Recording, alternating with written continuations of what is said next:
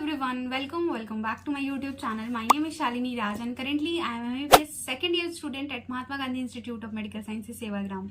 Video के title and thumbnail से आप समझ गए हैं कि इस वीडियो में मैं आपको बायोलॉजी के ऊपर कुछ चीज़ें बताने वाली हूँ।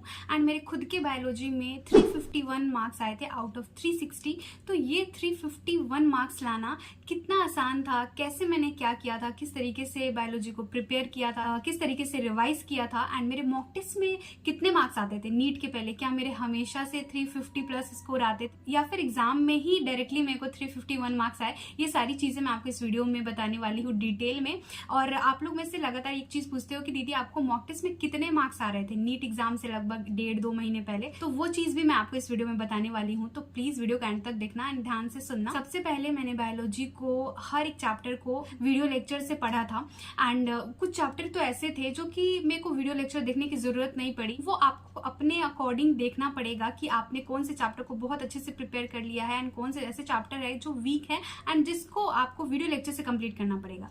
तो सबसे पहली चीज कि जो लोग भी अभी मान लो कि एकदम से जीरो पे तो कोई भी नहीं है, अभी हर कोई कुछ ना कुछ पढ़ के ही बैठा है। तो जो लोग भी अभी कुछ थोड़ा बहुत भी पढ़ लिए है ना एंड वो चीज अगर अभी से वो फॉलो करने लगे जो मैं अभी आपको इस वीडियो में बता रही हूँ, तो वो लोग भी अभी से प्रिपेयर करके आराम से 300, 320, 350 प्लस स्कोर कर सकते हैं। सो देखो, सबसे पहली चीज कि आपको हर एक चैप्टर को पढ़ लेना है, हर एक चैप्टर के सारे कॉन्सेप्ट आपको क्लियर होने चाहिए। नोट्स की बात करें क्योंकि डाउट्स बहुत लोग के ये रहते हैं कि दीदी हर चैप्टर को नोट से पढ़ना होता है क्या, मतलब हर चैप्टर के नोट्स होने चाहिए या फिर सिर्फ एनसीईआरटी से हो जाएगा। तो देखो, पर्सनली स्पीकिंग मेरे पास हर एक चैप्टर का नोट्स नहीं था।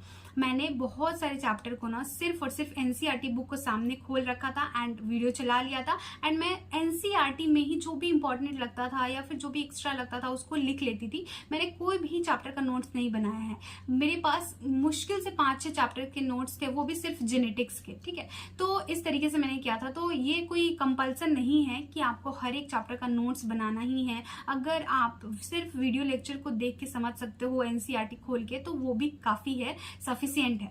तो ये चीजें मैंने करी थी। अब बात आती है, मैंने एक बार एनसीईआरटी के सारे चैप्टर्स को पढ़ लिया, समझ लिया। अब बात आती है उसको रिवाइज करते रहने की, उससे क्वेश्चन प्रैक्टिस करते रहने की। अब रिवीजन के टाइम पे बहुत ही हमें काम करना पड़ता है क्योंकि जितना ज्यादा हम रिवाइज करेंगे उतना ज्यादा वो सारी चीजें हमारे माइंड में रिटेन रहेंगी एंड हम एग्जाम में अच्छा परफॉर्म कर पाएंगे। तो इसके लिए ना मैं फ्लैश कार्ड का यूज करती थी। मैंने कुछ फ्लैश कार्ड्स खुद से भी बना रखे थे एंड आप लोग अभी रैंजो फ्लैश कार्ड के हेल्प ले सकते हो क्योंकि यहाँ पे हर एक टॉपिक को ना इतने अच्छे तरीके से प्रेजेंट किया गया है कंसाइज वे में एंड ये अल्ट्रा शॉर्ट नोट्स है। समझो आपके एनसीईआरटी के जितने इंपॉर्टेंट पॉइंट्स है उन सारे पॉइंट्स को यहाँ पे शॉर्ट नोट्स में दे दिया गया है। जैसे ये फ्रॉग वाला टॉपिक है, आप देख सकते हो हर एक लाइन, हर एक पॉइंट जो कि एनसीईआरटी से क्वेश्चन बन के आ सकता है, उन सारे पॉइंट्स को यहाँ पे मेंशन करा गया है। तो इस तरीके से आप ये केल्विन साइकिल को याद कर सकते हो, C4 साइकिल, C3 साइकिल, हर एक टॉपिक यहाँ पे बहुत ही अच्छे तरीके से आपको दिया हुआ है। एनसीईआरटी के सारे लाइंस को कवर करा गया है। अब आप मान लो 10 से 15 मिनट के अंदर आप एक चैप्टर एनसीईआरटी का पूरा एक चैप्टर रिवाइज कर लोगे इस फ्लैश कार्ड्स के हेल्प से। तो इसी तरीके के फ्लैश कार्ड्स का हेल्प मैंने लिया था अपनी नीट प्रिपरेशन के टाइम पे। आप इस रैंजो फ्लैश कार्ड्स के हेल्प से अभी बहुत ही अच्छे तरीके से अपने पूरे सिलेबस को कम से कम टाइम में रिवाइज कर पाओगे। तो ये फ्लैश कार्ड ना आपको सेम बायोलॉजी में भी मिल जाएगा, केमिस्ट्री में भी एंड फिजिक्स में भी मिल जाएगा। तो अगर आप लेना चाहते होंगे तो जरूर ले लो क्योंकि बहुत ही कम समय में आप सारे चैप्टर को रिवाइज कर सकते हो। इवन समय बचा सको, कम समय में आप सारी चीजों को अपने माइंड में फिट कर पाओ। इन फ्लैश कार्ड को लेने के लिए आपको नीचे डिस्क्रिप्शन बॉक्स में लिंक मिल जाएगा। Go and check it out and इनको जरूर ले लो एंड इनसे अपनी नीट की जो जर्नी है उसको और आसान बनाओ। तो अभी मैं आपको एनसीईआरटी बुक दिखाती हूँ एंड आगे मैं आपको और समझाती हूँ कि किस तरीके से मैंने एनसीईआरटी बुक को पढ़ा है। सो आप देख सकते हो ये मेरी खुद की बायोलॉजी की बुक है जो मैंने अपनी नीट की प्रिपरेशन के टाइम पे यूज़ की थी एंड आप देख पा रहे होंगे कि मैंने इस पर कितना सब कुछ लिख रखा है। तो ये सारी चीज़ें जो मैंने करी है इस बुक में, जो भी अंडरलाइन करा है या फिर जो भी सर्कल करा है, इन सब चीज़ों से मेरे को काफ़ी ज़्यादा हेल्प मिला था। तो मैं भी आपको यही बताऊंगी कि किस तरीके से मैंने बायोलॉजी के बुक को पढ़ा है।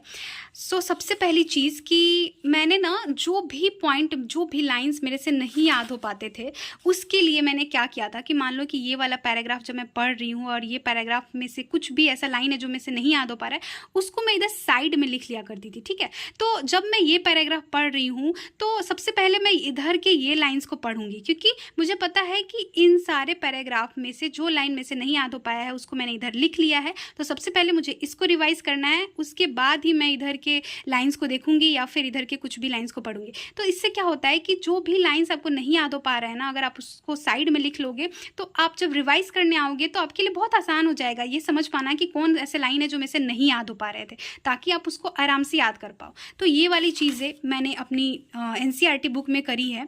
मतलब हर एक चैप्टर में आप देख पा रहे होंगे कि जो भी लाइंस में से नहीं याद हो पाई हैं या फिर जो भी लाइंस को याद करने में कोई प्रॉब्लम आ रही है उसको मैंने से साइड में लिख लिया था। और इसके अलावा जो चीज़ मैंने करी है, मैंने ना खुद से कुछ शॉर्ट नोट्स बनाए थे इस तरीके के, आप देख पा रहे होंगे। तो ये मैंने स्टार्टिंग में ही किया था। अगर अभी आप लोग के पास टाइम कम है तो आप रैंचो फ्लैश कार्ड्स का यूज़ कर सकते हो। तो ऐसे में क्या होता है कि जो भी लाइंस मेरे से नहीं याद हो पाता था तो इस तरीके से छोटे छोटे कार्ड्स बना के मैं लिख लेती थी एंड यहाँ पे उस पेज के बीच में ही लगा देती थी कि जब भी मैं ये चैप्टर पढ़ने आऊँ तो इन कार्ड्स को मैं सबसे पहले उठा के पढ़ूँ। सारी चीज़ें मैंने एनसीईआरटी के बुक में करी है एंड ये एक बड़ा सा पेज बनाया था मैंने जिस पे मैंने बहुत सारी चीज़ें लिखी हैं जो कि मेरे से नहीं याद हो पा रही थी। तो ये चीज़ आप कर सकते हो। तो इस तरीके से मैंने एनसीईआरटी को पढ़ा है एंड रिवाइज किया है। ये आप देख सकते हो, यहाँ पे भी मैंने इस तरीके से छोटे छोटे चिट बना के बीच में डाल दिए थे। जो भी कुछ एक्स्ट्रा पॉइंट भी अगर सर बताते थे ना तो मैं इसी तरीके के छोटे छोटे चिट्स पे लिख के यहाँ पे एनसीईआरटी में लगा लेती थी। एंड साइड में तो जो मैंने बताया है कि मैं जो भी चीज़ें में से नहीं याद हो पाती थी उसको मैं साइड में लिख लेती थी। तो इस तरीके से आपको भी करना है। अगर आप इस तरीके से डिफ्रेंशिएट करते हुए चलोगे ना कि कौन लाइन आपको याद हो पा रहा है, कौन सा लाइन नहीं याद हो पा रहा है, तो आपके लिए काफ़ी आसान रहेगा। बार बार आपको रिवाइज करने में भी काफ़ी ज़्यादा आसान पड़ेगा बार बार चैप्टर को, ताकि मतलब कम टाइम में आप ज़्यादा बार उस चैप्टर को रिवाइज कर पाओगे। मेन मोटो यही है कि आपको हर बार जब भी आप पढ़ने आओ एनसीईआरटी, मतलब आपको एनसीईआरटी को बहुत बार पढ़ना है। तो ऐसा ना हो कि मतलब आप हर बार पढ़ने आ रहे हो तो आपको हर बार एक ही जैसा टाइम लग रहा है, सेम टाइम लग रहा है। ऐसा नहीं होना चाहिए। मतलब जैसे जैसे आपका रिविजन का फ्रिक्वेंसी बढ़ेगा वैसे वैसे आपको टाइम कम लगना चाहिए हर एक चैप्टर में। तो यही मेन मोटो था मेरा कि मेरा हर बार जब मैं रिविजन करने आऊँ तो मेरा पहले बार के मुकाबले में कम टाइम लगे। तो इस सारे टेक्निक्स को मैंने यूज़ करा था। तो इस तरीके से मैं बायोलॉजी के एनसीईआरटी को रिवाइज करती थी और आई होप कि आप लोग भी समझ पाए होंगे कि आपको अभी बायोलॉजी के एनसीईआरटी को कितना इंपॉर्टेंस देना है एंड कितना ज्यादा ये इंपॉर्टेंट है आपके लिए। तो आपको बायोलॉजी के एनसीईआरटी से एकदम से स्टिक रहना है और किस तरीके से पढ़ना है वो भी मैंने आपको बता दिया अपनी एनसीईआरटी बुक को दिखा के। एंड इसी तरीके से आप भी कर सकते हो। एंड मेरे सिर्फ इसी कारण से, सिर्फ इन्हीं सब चीजों से मेरे 351 मार्क्स आए थे एंड आई एम श्योर कि आपके भी आ सकते हैं। बहुत सारे लोग अभी बहुत डर रहे हैं कि बायोलॉजी में नहीं याद हो रहा है सारी चीज़ें, और बायोलॉजी बहुत ज़्यादा स्कोरिंग भी है जबकि, और ज़्यादा मार्क्स का भी आता है। 720 में 360 से बायोलॉजी है। तो हम कैसे पढ़े, कैसे याद करें कि एटलीस्ट हम बायोलॉजी की हेल्प से काफ़ी अच्छा स्कोर कर पाए। तो यही सारी चीज़ें करनी है। इसके अलावा आपको मॉक टेस्ट जरूर लगाना है। अगर आपको मिल रहा हो तो आप ना हर एक चैप्टर का मॉक टेस्ट लगाओ, ताकि आप हर एक चैप्टर में अपनी कमियों को जान पाओगे कि हर एक चैप्टर में आपकी क्या कमियां रह जा रही हैं, कौन से पॉइंट्स आपसे नहीं याद हो पा रहे हैं, कौन से पैराग्राफ है जो एनसीईआरटी का आपके दिमाग में नहीं घुस पा रहा है, ताकि आप उस पर और अच्छे से काम कर पाओगे। तो टेस्ट तो जरूर देना, मॉक टेस्ट जरूर लगाओ। पार्ट टेस्ट ही दो, पार्ट टेस्ट में भी तुमको पता लगेगा कि हर एक चैप्टर में तुम्हारी क्या कमियां रह रही हैं बायोलॉजी के। तो इस तरीके से करो। मैंने बहुत सारे मॉक टेस्ट लगाए थे एंड मैंने अपने पहले वाले काफी सारे वीडियोस में भी आपको दिखाया है कि मेरे पास कितने सारे मॉक टेस्ट पेपर हैं। एंड उन सारे मॉक टेस्ट पेपर को मैंने मल्टीपल टाइम सॉल्व किया है। स्पेशली मैं बायोलॉजी में बता दूं तो मेरे पास ना बायोलॉजी में बहुत सारे क्वेश्चन थे। इवन डीपीपी क्वेश्चन जो मेरे टाइम पे तरुण सर पढ़ा रहे थे ना, मैंने यकीन से अपनी नीट की प्रिपरेशन करी है। वहां पे तरुण सर ना बहुत टाइप के क्वेश्चन कराते थे। मैच द फॉलोइंग, स्टेटमेंट वाले क्वेश्चन भी उन्होंने बहुत सारे करा रखे थे। इसलिए जब नीट 2022 का हमारे सामने पेपर आया था जिसमें भर भर के सर्चन रीजन क्वेश्चंस दिए हुए थे, तो मैं उतना डरी नहीं, क्योंकि मैंने पहले से भी काफी सारे क्वेश्चन इस तरीके के सॉल्व कर लिए थे। देख के थोड़ा बहुत डर तो जरूर लगा कि लाइक इस तरीके के क्वेश्चंस कभी आते नहीं थे और एकाएक से इतने सारे स्टेटमेंट और सर्चन रीजन वाले क्वेश्चंस आ गए थे। बट हाँ, कहीं ना कहीं अपने ऊपर मेरे को अपने ऊपर कॉन्फिडेंट था कि हाँ ये सारे क्वेश्चन मैं कर लूंगी, क्योंकि मैंने पहले भी सॉल्व कर रखा है। तो आप भी अगर हर टाइप के क्वेश्चन पहले से ही सॉल्व कर लोगे ना तो आपको भी कोई भी दिक्कत नहीं आएगी। इसलिए ढेर सारा मॉक टेस्ट लगाओ और मॉक टेस्ट भी सही तरीके का लगाओ जिसमें कि हर तरीके के क्वेश्चंस आपको मिल जाए। तो ये चीजें आपको करनी है अपने बायोलॉजी को बूस्टअप करने के लिए। और आप ये सारी चीज़ें फॉलो करते ना, आई गारंटी कि आप बहुत ही अच्छा स्कोर कर सकते हो बायोलॉजी के अंदर अभी से भी स्टार्ट करके। मैं समझ रही हूँ यार कि बहुत सारे लोग होंगे जिनका मतलब कुछ भी पढ़ के नहीं हुआ होगा, वो मतलब मान लो 4-5 चैप्टर उन्होंने मुश्किल से पढ़ रखा होगा, बट मैं सीरियसली बता रही हूँ, अगर आप अभी से भी स्टार्ट करते हो एकदम से पूरे डेडिकेशन के साथ और एक ही वो लक्ष्य लेके कि लाइक मेरे को निकालना ही है, मेरे को बहुत ही अच्छा स्कोर करना है बायोलॉजी के अंदर, तो अगर आपने अभी से भी स्टार्ट किया ना, एकदम से फ्रेश स्टार्ट किया और हर एक चैप्टर पे आपने बहुत ही काम किया, बहुत सारे क्वेश्चन सॉल्व कर लिए, एनसीईआरटी को मल्टीपल टाइम्स पढ़ लिया, तो बहुत ही अच्छा स्कोर कर पाओ। मेरा जो बायोलॉजी में 351 मार्क्स आया था ना, तो मैंने एक चीज और मैं आपको बोलना चाहूंगी, मैंने बायोलॉजी के क्वेश्चन पेपर को बहुत ही सही तरीके से पढ़ा था, बहुत ही माइन्यूटली, मतलब ऐसा था कि मतलब एक एक लाइन था ना इस क्वेश्चन का, वो मैं एकदम से